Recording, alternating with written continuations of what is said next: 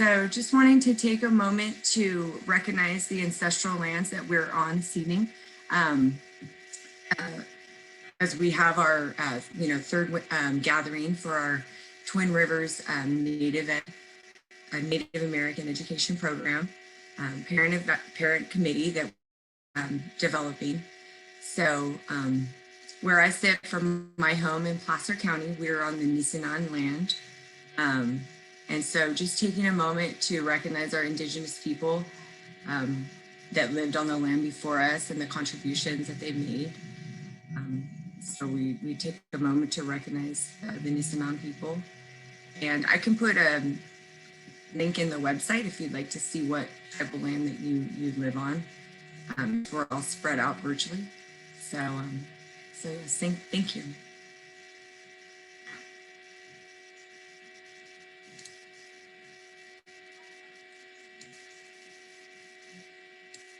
Okay. So at this point, I guess we want to introduce ourselves. So is there any folks that want to introduce themselves? We're a small group, so there's ample time as far as discussing who we are. And so whoever would like to start, go right ahead.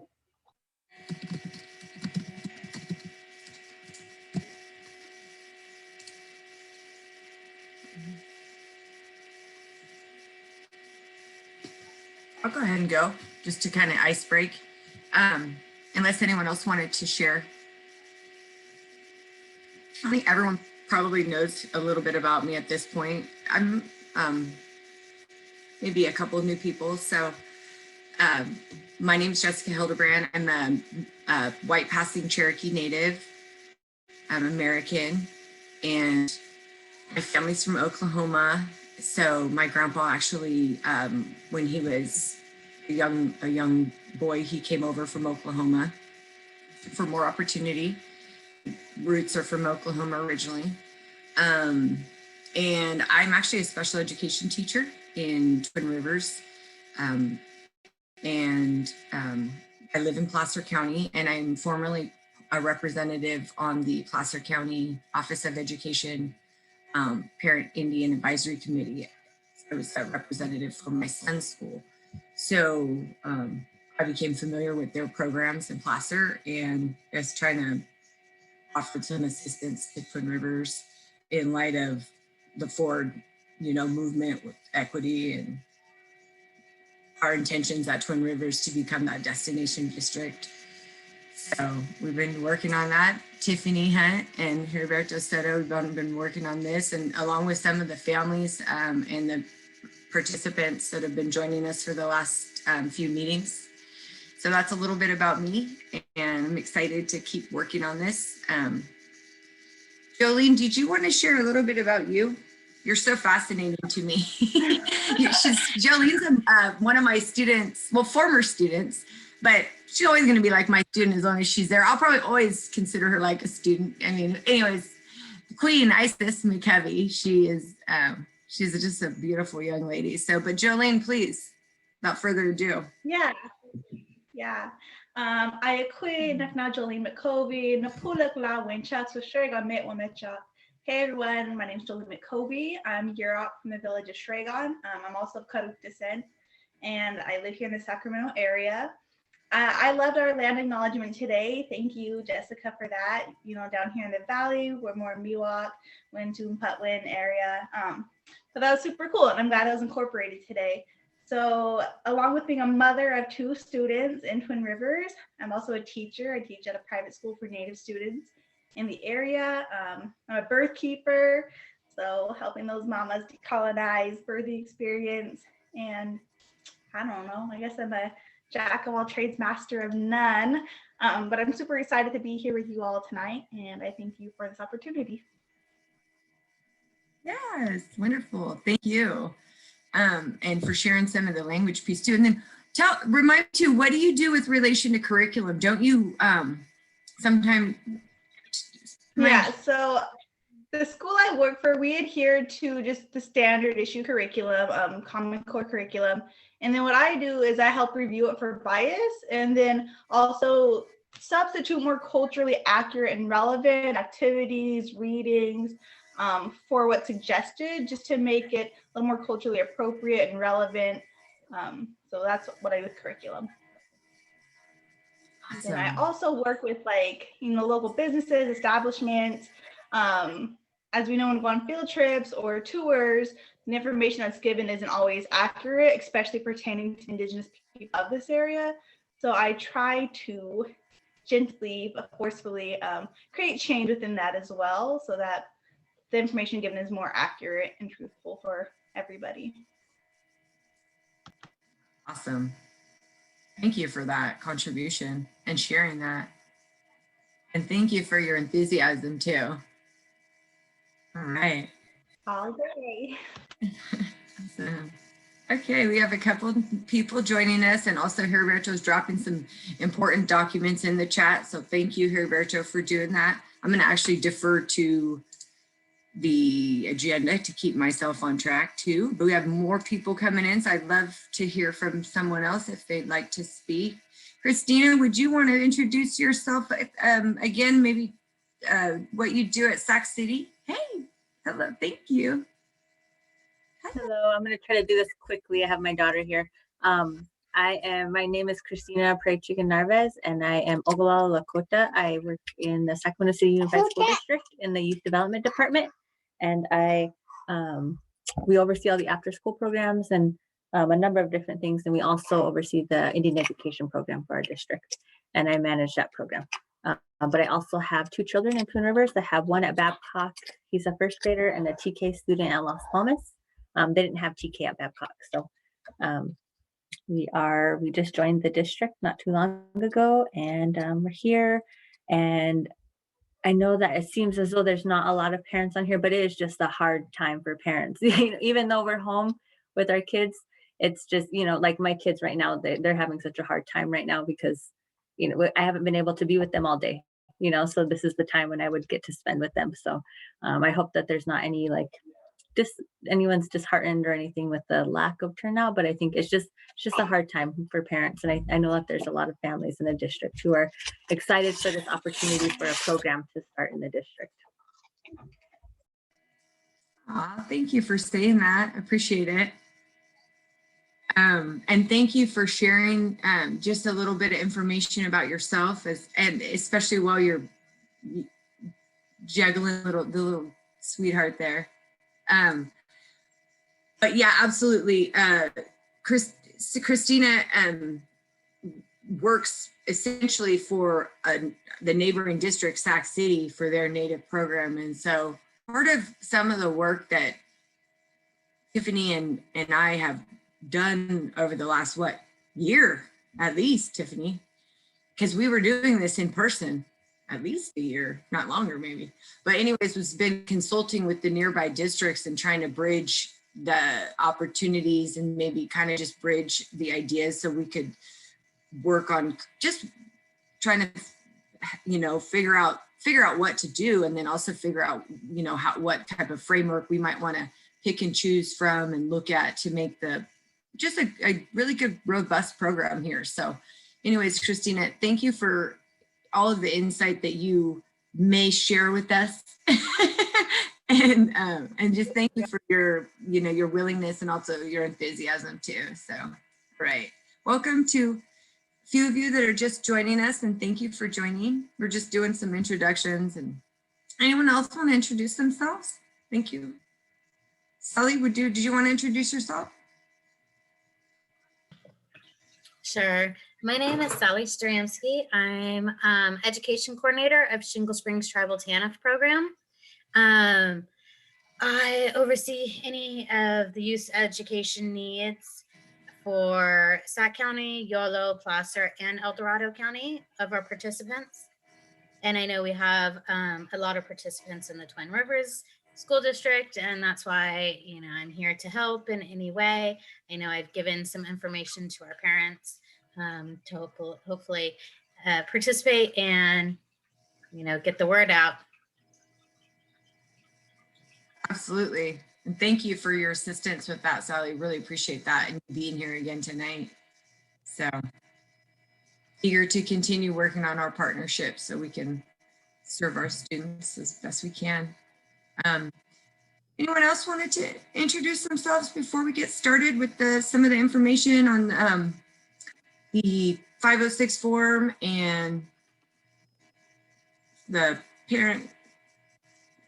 Okay. If anyone feels like speaking up, please just go ahead and let us know. We welcome you to introduce yourself at any time. But otherwise, we will get started here with some of the information we were going to share. Let's see. I think I'm up now, Jess. Yes. Oh, perfect. Thank you.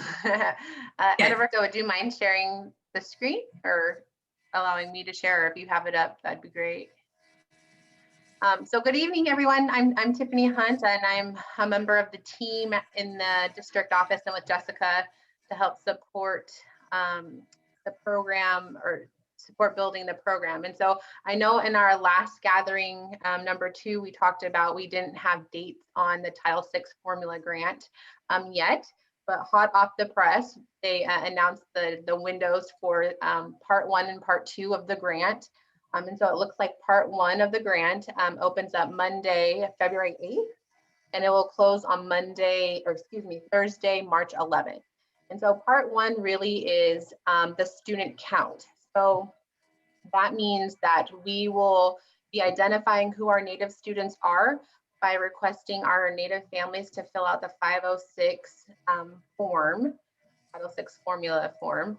And so we'll go over that a little bit tonight. I'll show you kind of what it looks like and ways to fill that out and return that back to us. We're going to be working out the kinks of this. I know we have developed a email address that you can, that our families can, if they're able to electronically sign maybe on their phone. It's a fillable form, screenshot it, sign it, you can email it back to us. But also we understand that not all families have access to that technology, and it might be really difficult to do from your phone. We're also going to send out a paper form to every family that is identified in our information system as Native with return postage. So we'll be mailing them a paper copy of the form with a returned envelope for postage back to Student Services. So we're going to show you a 3 little slideshow. I didn't reinvent the wheel. It's right from the Office of Indian Education from their webinar that they just did on Monday. And you're always welcome to go check out their webinars as well. They're very informative. It's helping guide us on what to do. But can we go up to the presentation, Edilberto, or the slides?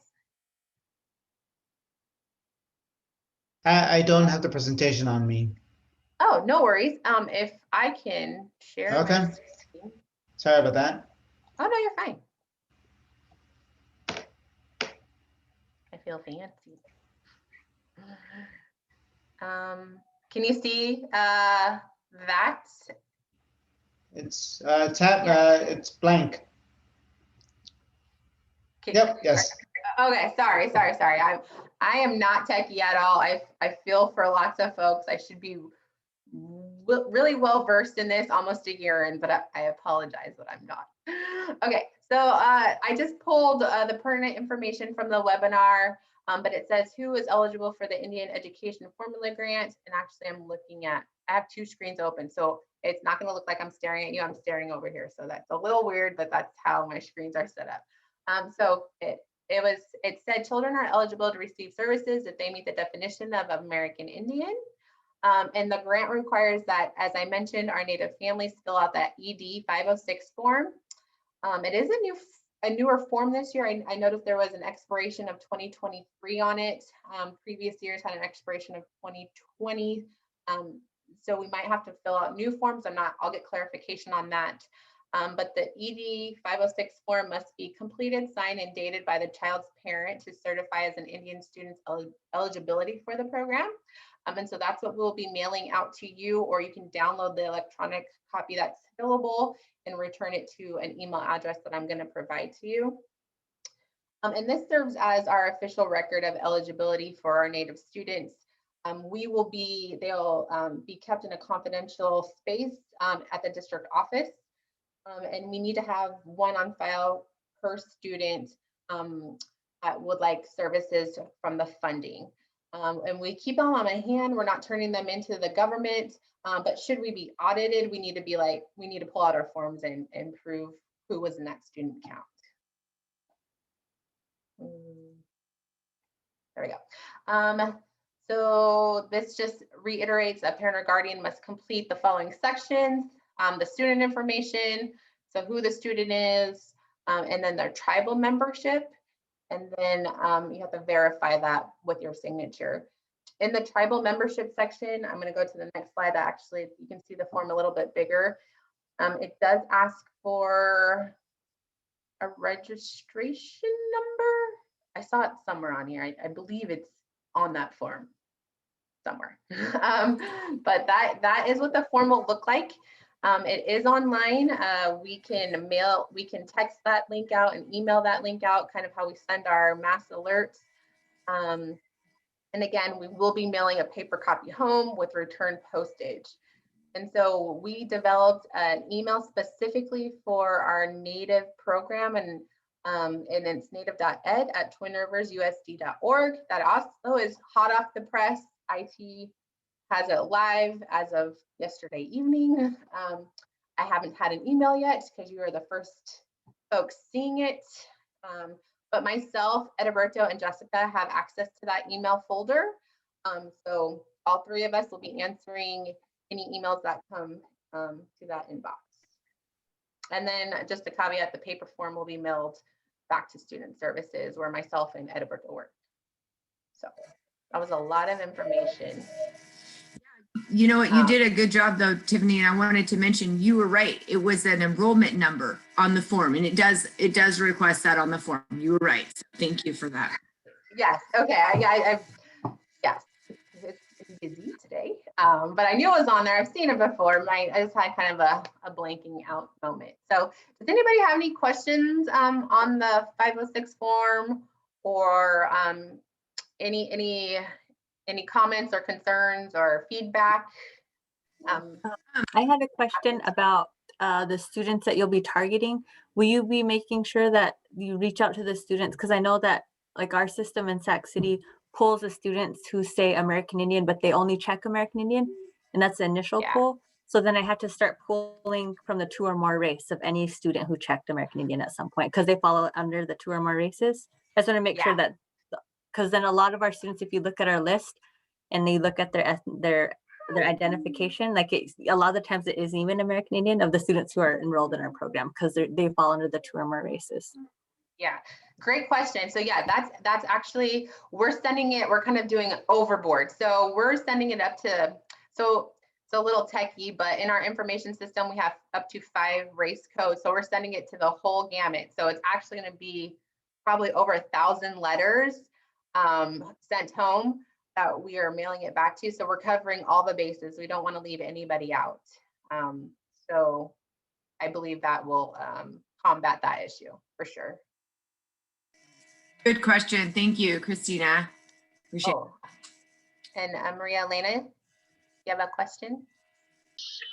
Yeah, so I heard you say that you plan on sending it out digitally as well as in the paper form. And I'm just wondering, I know that some concern has been expressed in the past in following up with families in the district who are generational here and things like that. So I'm just wondering, it sounds like you've got covered as far as outreach, but as far as follow-up goes to ensure, because what your slide presented is that there's funding, are these families aware that filling out this form is going to open up funding for their students, is what I'm curious about here. Yeah, a good question. So what I envision, and we haven't had a team meeting, we will have one right after this just to kind of debrief what was discussed. We will send out a letter also highlighting the benefits of returning this form to us. And those are kind of some of the kinks that we're going to work out with this rollout. It's tracking the follow-up on that form. We're gonna discuss it. we would just want to kind of capture everybody that we possibly can. And so we hope by doing the electronic version and the paper form to all 1,000 folks identified in our information system that we will get the word out there. But that's a great question, and that's something Jessica Edberto and myself will have to tweak how we do the follow-up. Yeah, what I would say, obviously, but depending on what the message is sent to families, obviously is conveying the importance of how that filling out that form, how it would support in the development of a Native American education program for next year, since it falls within the grants. And I think sort of that, as you know, the district will try to, in a variety of different ways, to send out the information, both paper, electronically, and even through a parent square post, so all families can receive this notification. And I think that's where it falls, where, as far as sharing information, and in some cases, I think some of the other school districts have done is just to notify what are the steps they do as far as sharing information to families and how they can express the importance of it as well.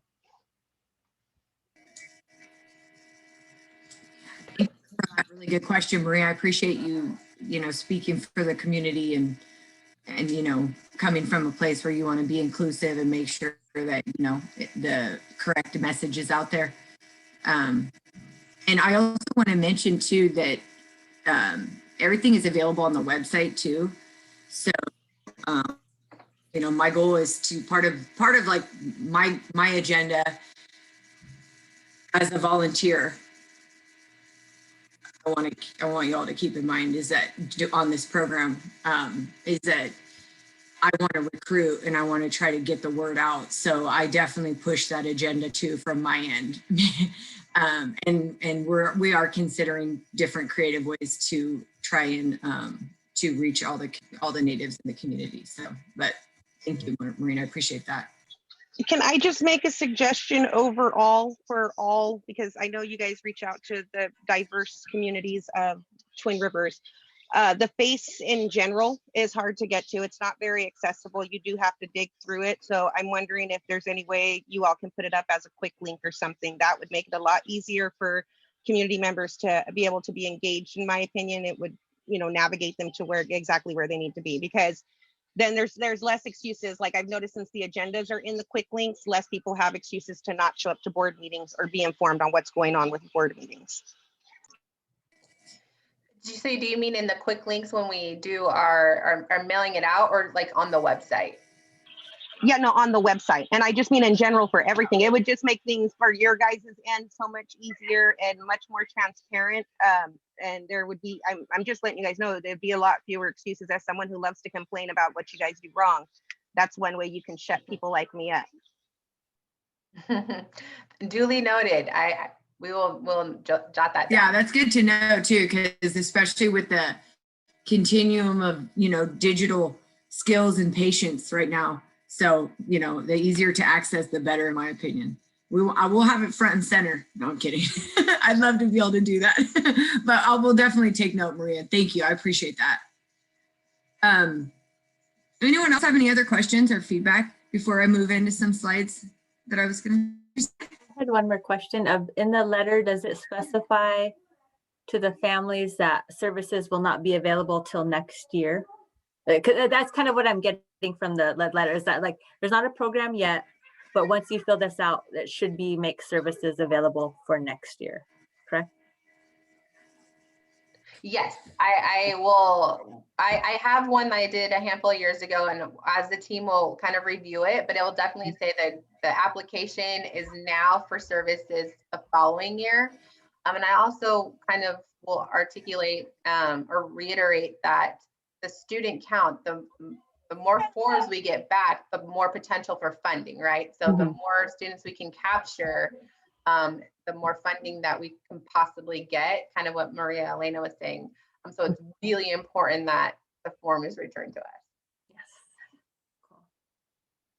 Absolutely. And I know Maria has, Maria has offered to help us even by members in the community. And so I've talked about doing that as well. And so the intention is definitely there. The discussion is definitely there. And so please keep asking the good questions, you guys, because very helpful. We want to hear the community. So, all right. Well, I just want to welcome someone I just saw join us. His name's Mr. Calvin. Welcome, Calvin. Thank you for joining our Twin Rivers Unified School District, Twin Rivers Unified School District Native American Education Gathering. So we were just going over some of our information about the development of our Indian parent community. So welcome. Thank you, and I apologize for being late. No worries at all. We're glad you could make it. And if you don't mind, Calvin, you let me know, because I was just going to go over a couple slides about the kind of roles and responsibilities of our parent Indian community, or parent advisory community. And so we were hoping maybe you could present at some point. Would you be willing to hang in there for a minute while I go over a few slides, or yeah, is that okay? Yeah, I can hang out for a few minutes. Go ahead. Yeah. Okay, great. Thank you. All right. I was just going to go over some of the roles and responsibilities of the committee. And so, Heriberto, if you could share the slides with the PowerPoint with the group, that would be great.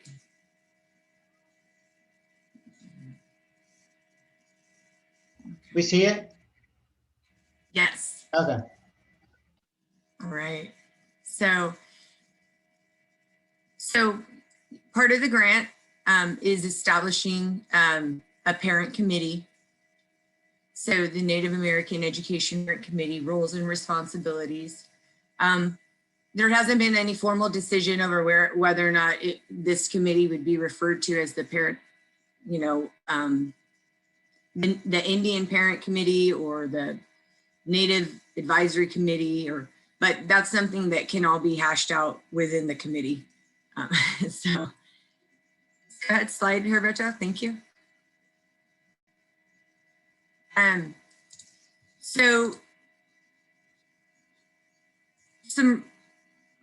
just to go over, just kind of what this is for those of you who may not be familiar. It's the purpose of the grant is to basically assist the Native American students in improving student achievement. That's really what this is about. So, the committee, the Parent Advisory Committee, is formed in accordance with the grant, the Indian Education Formula Grant requirements and regulations. So basically, the meeting from the Indian Parent Committee should be open to the public, announced in advance, and in coordination with the district. Much like the past two gatherings have been, even though they're not formal parent committees, we've been calling them empowerment meetings or gatherings, just to really kind of get a program up and running. So there may be times to hold closed session, but overall, that would be explained in the bylaws, and bylaws would be essentially developed within the committee. They would approve the title application and also the use of the funds within the school-wide programs and amendments to the programming or budget. So there's like different roles within the committee, like I think a chairperson, assistant, perhaps. There's different roles, and different districts do things slightly different. So this is a framework. We were actually really grateful to borrow from a fellow district, which is Elk Grove Unified School District. They've been really helpful in providing us with some of their resources to look at their program, as well as we mentioned some of the other surrounding school districts and their willingness to help, like Sac City. So anyways, the the Indian Parent Committee established it and they abide by the reasonable bylaws. I've seen these committees look very formal, where there's like tribal attorneys sitting right in on the meeting. And it's fascinating to just kind of watch how the meetings function. Two very informal, which were also functioning well, but just were just a different kind of energy in the meeting. So just kind of throwing that out there. And then also consult with the district on the development, implementation, and evaluation of the program. So it's, you know, it's obviously a collaborative piece. Any questions about this slide? Let's see if it's right there. Slide, Herberto?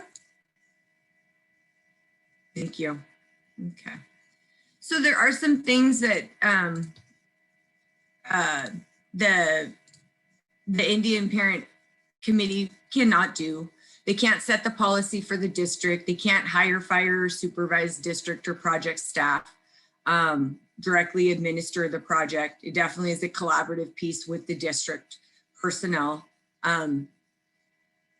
They can't review personnel records or student 506 forms without parental consent. So there are, you know, pieces that there's boundaries and things of that nature. And they can't commit or obligate funds for the district. So some of the formalities, just to be transparent about what the roles and responsibilities are. Go ahead, Sir Herberto, slide please.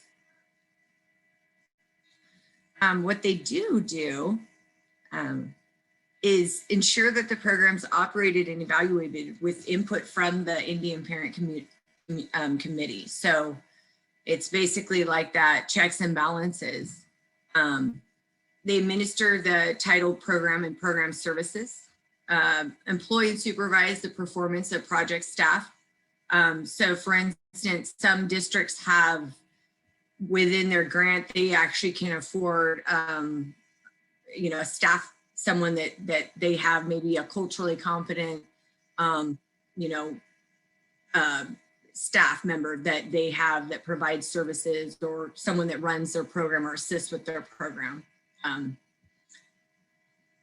Some districts I've seen where they actually have like teachers that assist in certain ways too, and are supplemented for their time. So also fiscally administrates and obligates the funds. So for instance, I sat in on several different district meetings for surrounding districts where they were going over and reviewing proposals from different resources and within the community, cultural resources, what they were going to approve and then implement within their district's program. And this was all going through the parent committee.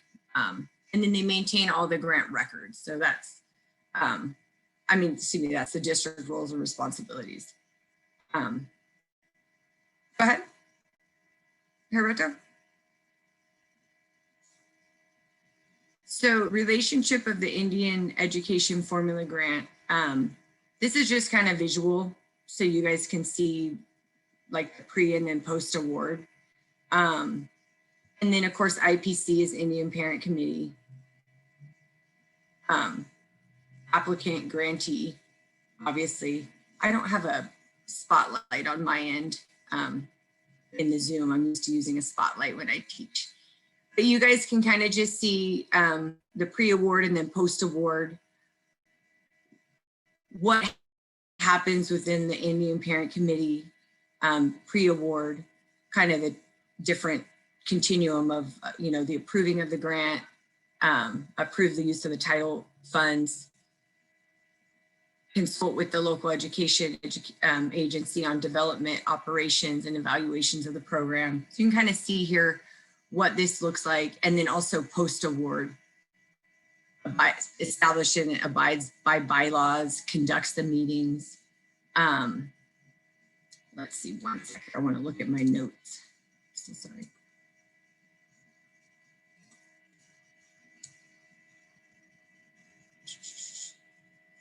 Oh my gosh, you know what? I am so sorry, you guys. Can you back up one second, Roberto? I think I made a huge mistake and I'm so sorry. Yes, I'm so sorry. You guys, please forgive me. And I don't know if any of you caught that. I hope you all did, but I actually was, I misspoke, and I'm so sorry. This is actually the district's roles and responsibilities. I'm so sorry. I believe I misspoke and was referencing this as the roles and responsibilities of the IPC, and I just want to make sure that I didn't. If I did, I apologize.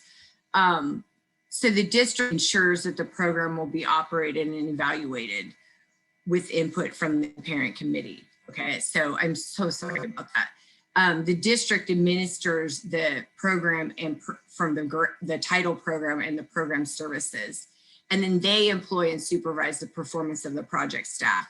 So they employ, so for instance, there may be grant money that is used for providing a staff personnel, but it's employed by the district. And then they supervise the performance of the staff. If there is a staff member involved, that's just, I've seen some districts that have them, some don't. The district also is responsible for fiscally administering and obligating the funds and then maintaining the grant records, as Tiffany said. So I am so sorry for that. I think I was confusing the roles. And go ahead, can you skip through a few, Heriberto? Thank you.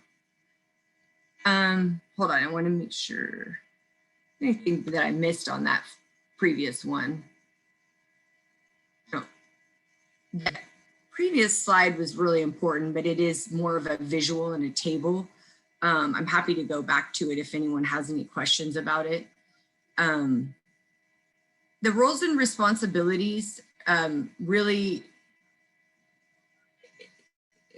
things to consider, like, the advisory role of the parent committee. So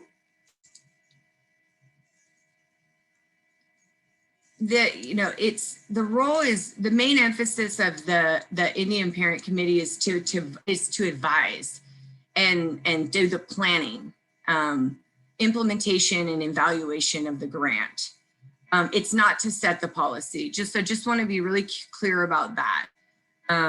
The district's role is to set the policy.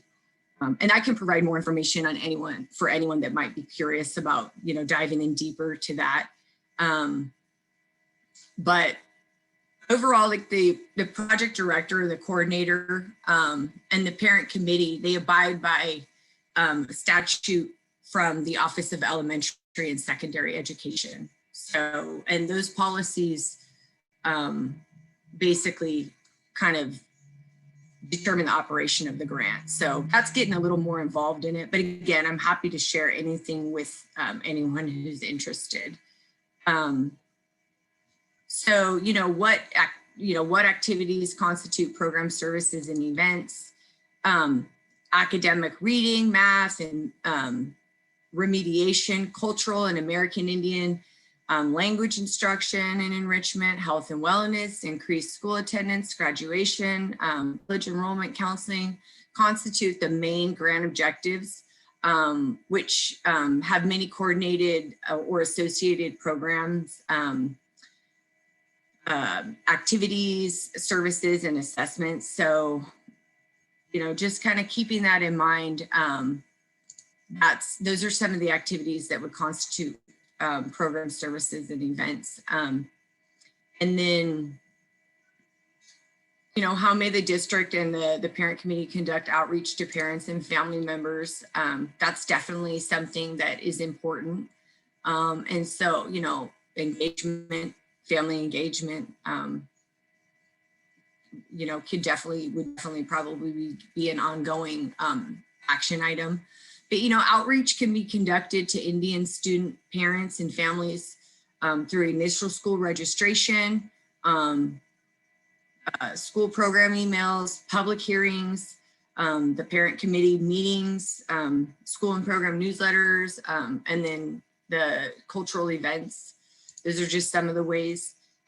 We've done quite a bit of work and brainstorming on how to get the message out, which a lot of it falls virtually right now. But as Tiffany said, we are going to be sending out the paper copy of the 506 form. And so I did want to mention that when I was, thank you for sharing the electronic link in the chat for the form. and I do believe that it takes you to a, when I tried to click on the signature piece, it took me to like a digital safe signature of some sort. So we'll look more into that, but that could be very helpful in figuring out our signature dilemma, because we were trying to figure out how we could get digital signatures on all the forms given the virtual world we're in right now. So anyways, go ahead, Herberto, to the slide, please. Next slide. Thank you. Okay. So bylaws, basically, the committee establishes the bylaws that define operations of the committee. They should be updated regularly, and they, again, should address the technical details of governing the body, and also address which members can sign and approve the parent committee approval form. So, you know, we have several different examples of bylaws from surrounding districts that can all be looked at with consideration for the parents that show interest in wanting to be part of the Indian Parent Committee for Twin Rivers. And so we definitely have some examples that we can glean some bylaws from. And let's see here, Victor, I think that's the last slide here. This basically was just an opportunity for me to review with the participants this evening, kind of the roles and responsibilities of the Indian Parent Committee, as well as go over some of the district's roles and responsibilities. So please let me know if you have any questions. And thank you for that little bit winded presentation. A little bit of the formalities. If there are no questions, I would love for Calvin to, let me check the agenda to make sure I'm not going off track here. But I would love for Calvin to share a little bit with us about some of his offerings. I am aware that you have some partnerships with Sac City that sound really advantageous. I also, I officially found you at a San Juan Parent Committee Indian Ed meeting. And it was when you were going over your proposals for some of this cultural resources you offer the students in that district in San Juan. So please, Calvin. Okay, Hasasa Nikki Yamkakan, Calvin Hedger. Can you all hear me? I am Mountain Maidu, and I'm originally from Plumas County, up in the Sierras, about 3.5 hours from here in Sacramento, and I'm currently in Sacramento, where I live with my wife and my 3 sons and my 2 nieces. The 4 younger kids are all in the San Juan Unified School District, and my son is at American River College, my oldest son. So I've worked for quite a while now in the just in the community here in Sacramento for about 15 years. I've worked with tribal communities for just over 20 years, mostly doing youth programs, but I also work a lot with tribal communities all over Northern California. I have a program called the Fifth Direction, and the Fifth Direction is a program that works with Native youth. We do drug, alcohol, suicide prevention programs, and we do a lot of different education programs, cultural programs. We have sports programs. Excuse me, we do a lot of different things in the community. We currently do leadership programs with the students at San Juan, in the San Juan American Indian Education Program. And so that is, I've been doing that for a few years. So we do the leadership programs, and that's usually junior high to high school age students. And we have about a 10 to 12 week curriculum that we do with them. And so currently we meet a couple of times a month, and they just get together on Zoom now. We used to meet in person back in the olden days, but for the last year, we've just been doing it in this format. It's a program that's based on some curriculum from like Native Wellness Institute and some other white bison programs, along with just programs that I've sort of developed myself, kind of going and working in a lot of different tribal communities, and including a lot of different activities based on some of that work that I've done. And that's a program that I really love to do. I wish I could do it more. Currently, my program has a young men's group where we have young Native American men who come and they do just a weekly kind of like a talking circle kind of format, where these young men ages 12 to 24 can come in and just talk about whatever they want. It's restricted to young men. We wanted to do that to make it really open so that the young men felt comfortable about coming in and sharing on whatever topic they want. And literally they've shared on every topic you could possibly imagine.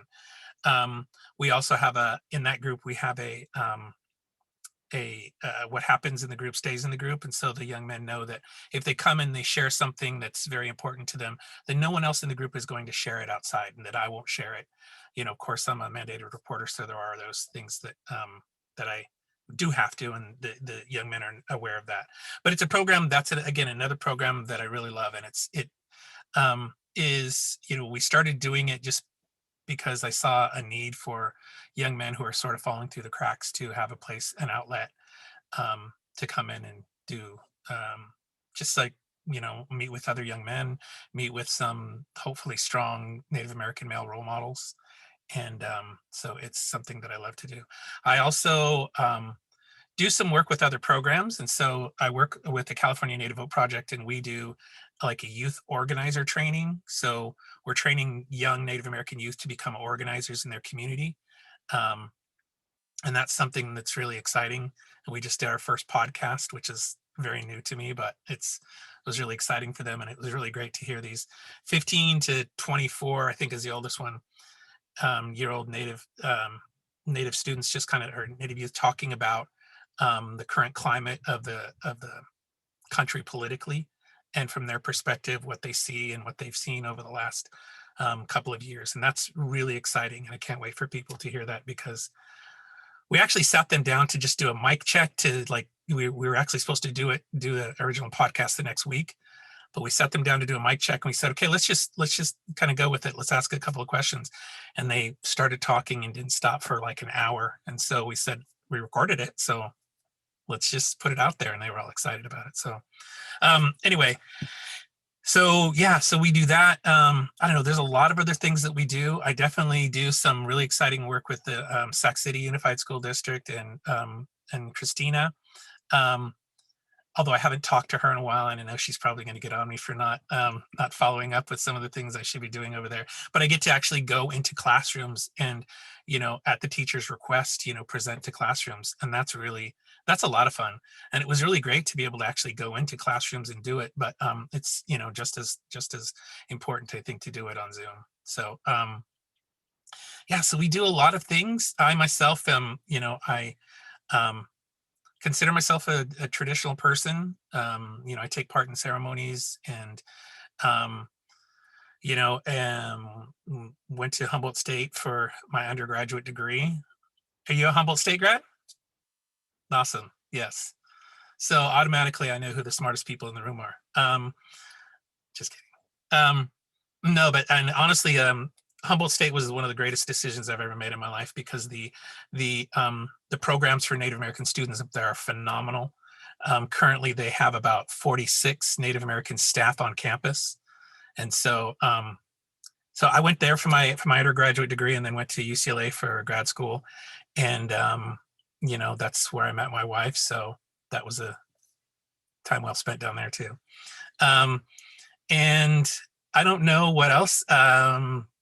Oh, I also teach a class at Chico State in Native American literature. And for San Juan, we also do a youth literature program where we do a book club. We currently only do a few a year, but San Juan has purchased books for the students, and they will get the books, and then they will attend the online Zoom class with me, and we'll read the book. We'll talk about the book. We'll talk about, you know, like the illustrations and what they mean. And we'll talk about, and they're all the books are by Native American authors. So that's really, that's a really fun group that I get to do. And that's with younger students, 2nd grade to 5th grade. So Yeah, so we do a lot. And I've done a lot for a lot of different programs. I used to do a lot of work with CARE. I don't know if anybody's ever heard of the Capillary Indian Resources when they were still around. And also I've done stuff with Elk Grove Unified with their Indian Ed program, and Washington Unified School District in West Sac too. So, and I actually currently just started doing some work with Rockland up in Rockland School District, just talking about changing some curriculum. So Wow. pretty I'm- exciting. Pretty exciting. That's exciting, Calvin. I live up in Placer County and I live in Rockland, Roseville. And so, and Yeah. as a matter of fact, I mentioned it in the beginning of the meeting that that's how I became familiar with just these programs in general, was being part of the Placer County Office of Education parent, Indian committee. I was the representative for my son's school, which is in Rockland. So Yeah. that's great to hear. And thank Yeah. you so And much. it is definitely something that we're very involved in. I think my wife is actually on the parent advisory committee call with San Juan right now as we speak. And it's something that I feel really good about our involvement there, because we've been able to actually do quite a bit and get some change with like mission curriculum, and just also Gold Rush curriculum, and inclusion of Native American voice in those things. And so that's really exciting. And so as a parent committee, if I could just say, parent committees, like if you use it, you have a lot of power, and you can really influence, and it's very important to do that. Yeah, and absolutely. And I think that's really, I mean, I'm an activist at heart. And my focus for the students that I serve in my capacity are disabled students. And so there's an equity focus there, but there's an equity focus just in my contribution and my service, what I do to give back. And so I'm on, I'm a minority at large. I hold a couple different regional roles, elected roles. And so that's basically where I'm at, and trying to empower my people. And you know what I mean? And so that's kind of in the whole agenda. And it really I kind of stumbled upon it really just like within Twin Rivers. I had one of my students was on my caseload, was also Native. And so just kind of digging around, and it was like, the district was just, had the willingness to work with me to the program to fruition. So this is kind of where we're at. And it's just great to have you join us tonight and share a little bit about what you do in collaboration with the surrounding districts. I could definitely see some of the offerings you shared as potential opportunities for our students in Twin Rivers. What do you guys think? Heriberto and Tiffany and anyone else? Sounds exciting.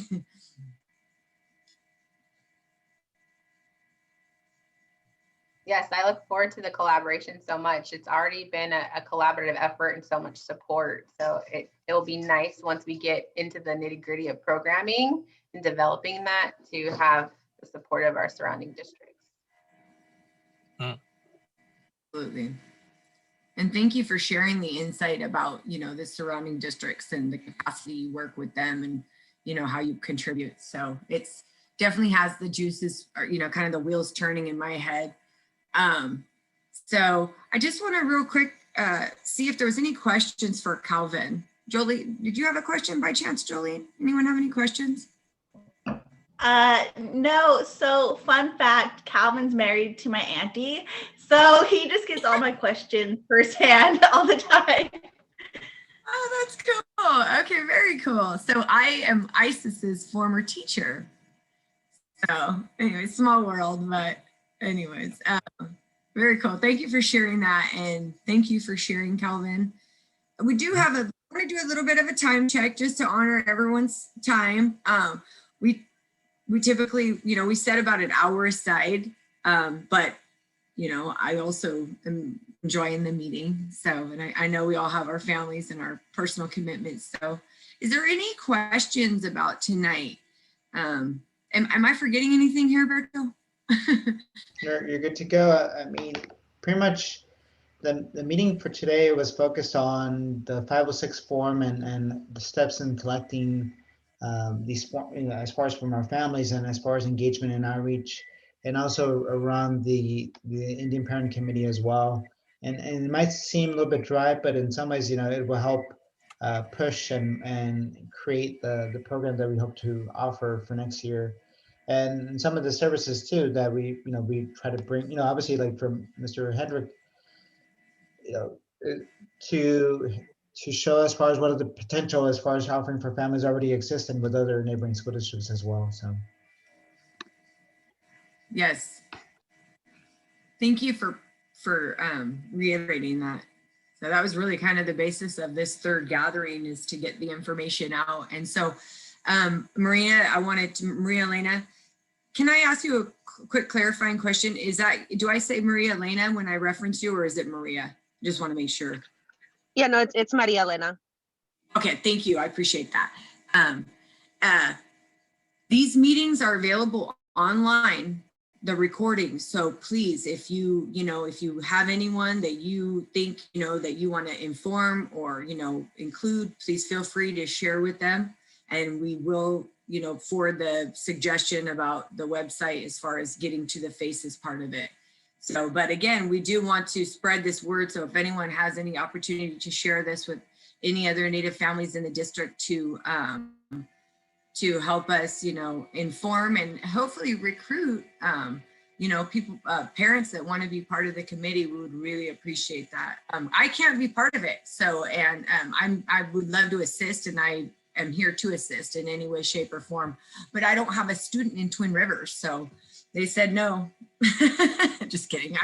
I can't technically be part of it, but it's okay. So anyways, if there are no other questions or anyone has any feedback or input they want to share before we wrap things up, we're just about 7 o'clock.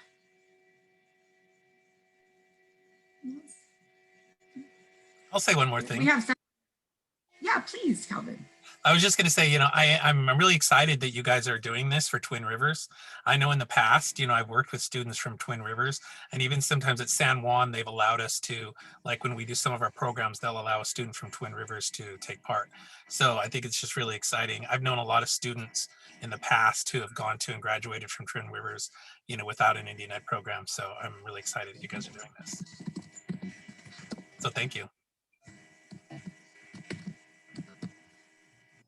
Thank you for mentioning that, Calvin. It is definitely, I'll be honest, when it seemed like the world closed down in March, we had a slight monkey wrench in our plan. And so, but we didn't stop. And so we're here today, and we're excited for, just continue on the mission. And like we said, next year, hopefully we can have just, the beginning of a robust program and help just emphasize the importance of our mighty Twin Rivers. I'm former Grant. I'm from the hood, straight up, and I could tell you about my stories, but that'll be another meeting. So Calvin, I'm not sure if you saw my chat, but I just thought I just wanted to give you the opportunity, since you're with us tonight. If not, no big deal.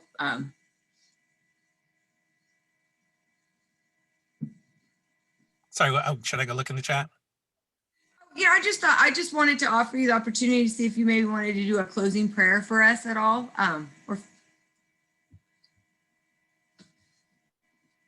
Sure. I could do something. Thank you. Something quick. Thank you. So you guys are all done? Okay. Well, I'll just say this, World Maker, thank you for this day.